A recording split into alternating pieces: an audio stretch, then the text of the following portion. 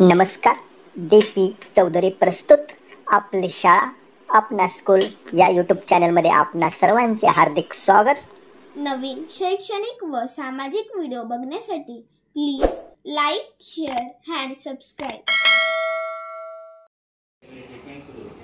आणि मग नंतर सगळे इथे बसलेले माझे दहिवली, कळगाव, दहिवलीपाडा सर्व शिक्षकांना माहिती मार्च महिना आला, मार्च महिन्याचा दुसरा दिवस म्हणजे होळी झाली की होळीच्या नंतर धुलीवंदनाचा दिवस तर त्याच वेळेस तो उठायचा आणि हात पूर्ण अकडायचे आणि सगळं शरीर बदल व्हायचं.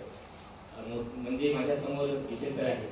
प्रत्येक वेळेस विशेष सरांनी खांद्यावर उचलून मला दवाखान्यात नेलेलं आहे.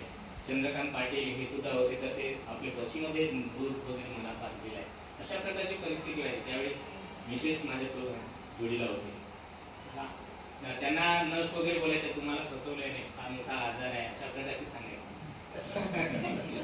नंतर माझ्या आयुष्यामध्ये जेव्हा सहयोग आला 1998 आणि सहयोगाच्या माध्यमातून जेव्हा मी ध्यानधारणा सुरू केली तर खऱ्या अर्थाने तेव्हापासून आज तागायत मला तो आजार बिलकुल नाही. मेडिटेशन आणि मीठ पाणी प्रक्रिया जी आहे सहयोगामध्ये म्हणजे खड्याचं मीठ घेणे आणि डबामध्ये ठेवून दररोज सकाळ आणि संध्याकाळला बसणे. त्यामुळे काय होते समुद्राची जी तत्वच आहे की आपल्या शरीरातील जी अतिरिक्त उष्णता असते ते खेचून घेते आणि प्रत्येक संध्याकाळच्या वेळेला शाळेतून गेले की ते करायचं आणि त्यामुळे शरीर खरोखरच हे चांगलं झालं आणि जो प्रत्येक महिन्याला 3,500-4,000 हजाराची जी औषधी लागेल ती पूर्णपणे बंद झाली. अशा प्रकारचे सहयोग मला आज झाले आहे आणि खरं बोलायचं तर जे माझं कुटुंब आहे त्या कुटुंबाची साथ एवढी लागली. 2001 मध्ये पहिलं जे गाणं आमचं जो उंच तिरंगा डोले हे गाणं जिल्ह्यामध्ये जेव्हा प्रथम आलं तर त्या जिल्ह्यामध्ये जेव्हा निवड झाली तर तिथे जाण्यासाठी त्यावेळेस माझ्या मिसेसची तब्येत एकदम खराब होती. डिसेंट्री आणि ताप वगैरे एवढा आलेला. त्या वारकरी मॅडम बोलायच्या सर बाईंची तब्येत फार खराब आहे तुम्ही कसे काय. पण तेव्हा ध्येय होतं मी जर गेलो नाही तर माझ्या शाळेचा नंबर येणार कारण त्यावेळेस मी लक्ष ठेवून काही होणार नाही तिला आधार दिला आणि मग तिला थांबवलं आणि मी गेलो आणि 2001ला पहिलं ते गाणं जिल्ह्यामध्ये प्रथम आलं आणि त्यामध्ये खरं त्याग म्हणजे माझ्या मिसेसचं पण आहे तेवढंच ते भाग्य मला लाभले. माझ्या जोडीला माझी सहचारिणी प्रत्येक सुखदुःखामध्ये माझ्या जोडीला असते.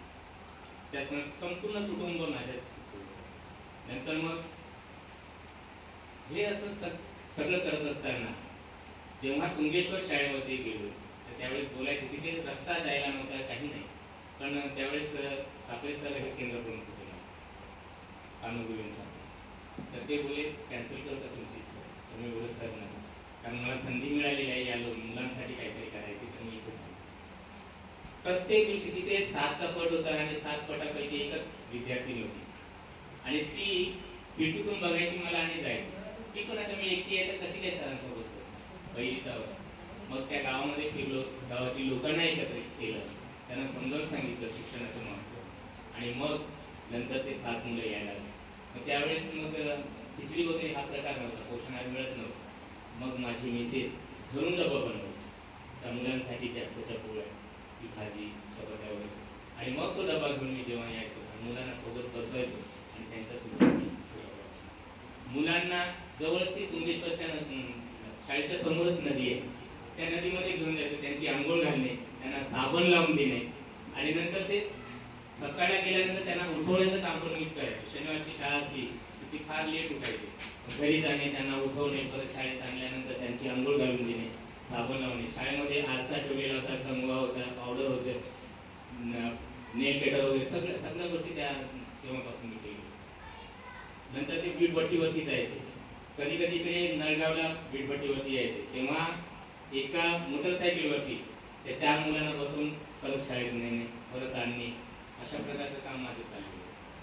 त्याचप्रमाणे विद्यार्थ्यांचा या शाळेमध्ये कल कसा वाढेल लोकांची शाळेबद्दलची आशा